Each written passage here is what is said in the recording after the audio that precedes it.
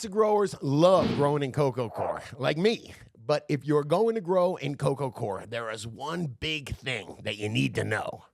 Before we get into it, this video is brought to you by Real Growers Recharge. If you want bigger roots and bigger fruits, you got to check out Real Growers Recharge over at realgrowers.com. Come on, let's get into it, man. Let's talk a little Coco Coir. Hi, C, what's up, brother? What up? How you doing, Scotty? Oh, I'm just buffering my cocoa over here, man. Okay, you're talking over my head. When I first came on, I thought you just threw seeds or clones inside of dirt, and you introduced me to cocoa. Yeah, cocoa's kind of an upgrade. Yeah, it was a mind blower for me. Yeah, a Coco Coir, when you when you have a coconut, it's a commercial product that they're getting the milk from and the water from, and the meat from. Well, they're also getting the husk from it, and the husk happens to be a perfect media to grow from. Almost perfect media to grow from. It's got tons. If you pick up like a coconut husk, it's light, it's airy. Yeah, it's an excellent media. And think about what it is. Coconut's a seed. It's wrapped around that husk and whatever you want to call it, that nut, and then it's growing right out of it. So it's, nature's been working on that for millions of years. Okay, and you showed me the difference, especially when it comes to the roots, of why I would prefer to grow in cocoa. I'm a cocoa advocate now. Yeah. But you showed me, hey, check out these roots grown in soil versus these roots grown in cocoa. Explain the difference of why cocoa is so preferential. Cocoa is just able to hold a lot of air. And so when you get a lot of air, you get a lot of microbial activity attached into the particles, and you're just able to get a great fast performing growth rate from it. And then the compactness as well. Yeah, I mean, that's where the airiness comes in, as to where normal soils, a lot of them do like to compact and get really hard. That can be hard. Roots need air. The microbes and the life down there needs air to breathe. So cocoa is just really airy and a really great media for all that. So it holds good air to water, and it's easier for the roots to kind of make their way through. I was looking at some of the compact dirt and thinking, geez, that would suck to be a root trying to work your way through that. Yeah, that's why you always got to lighten those dirts up with different things, perlites and whatnot. You can use pure cocoa and have great results with it. Okay, except you got to worry about buffering, or have you heard of buffered cocoa?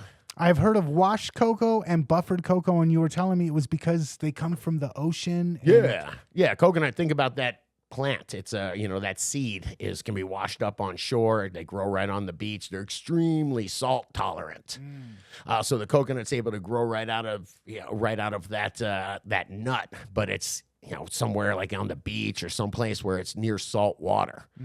Well, that's no good for us. Our plants, the plants that we're growing, are not salt tolerant. So we gotta fix that. Okay, so the pith, is that what it's called? Pith, P-I-T-A. It's basically when they're peeling the coconut to get the nut out, it's all that stuff that flies out. And the better coconut has more of the stuff that flies out. It's like this pith. It's this really light stuff as opposed to the fiber of the husk. That's how you can tell better coconut. Gotcha. But since it's grown right by the beach, it's got a lot of salt in it. Yeah, and even so, when they say this coconut core is washed, of course you need it to be washed, but was it washed with salt water? If I think of like Sri Lanka and the coconuts that come from there, it's a tiny little island. Do I really think they're using all their fresh water to wash the coconut husks? I hope not.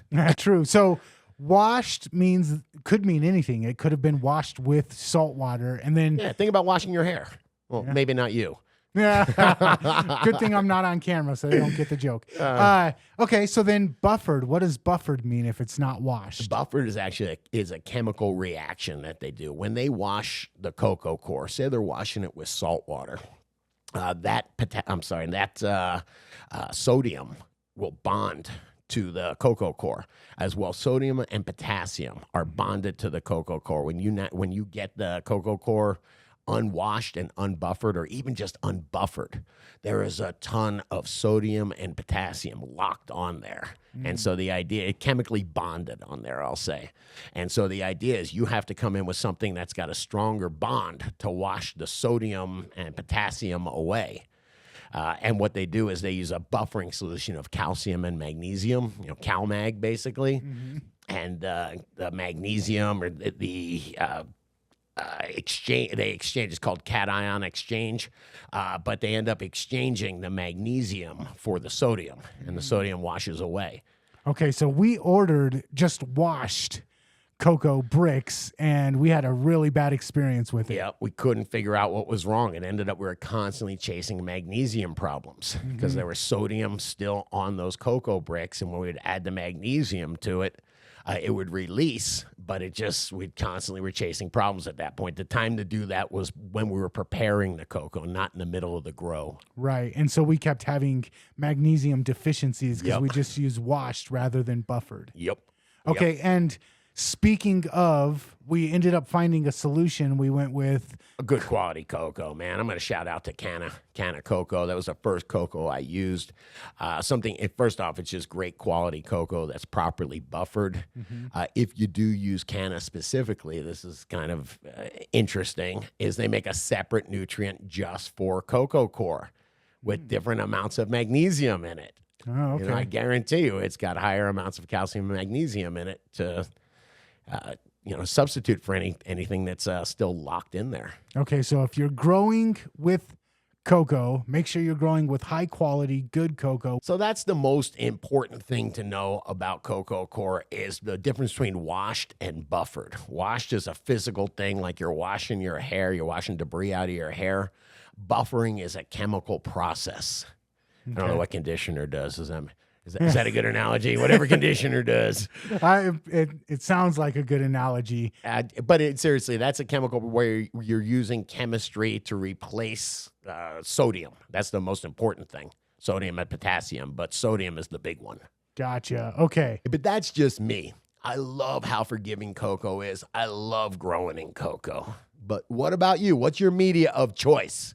Let me know in the comments. And if you enjoyed this video, smash that like button, subscribe, and check out the other couple videos YouTube has recommended for you.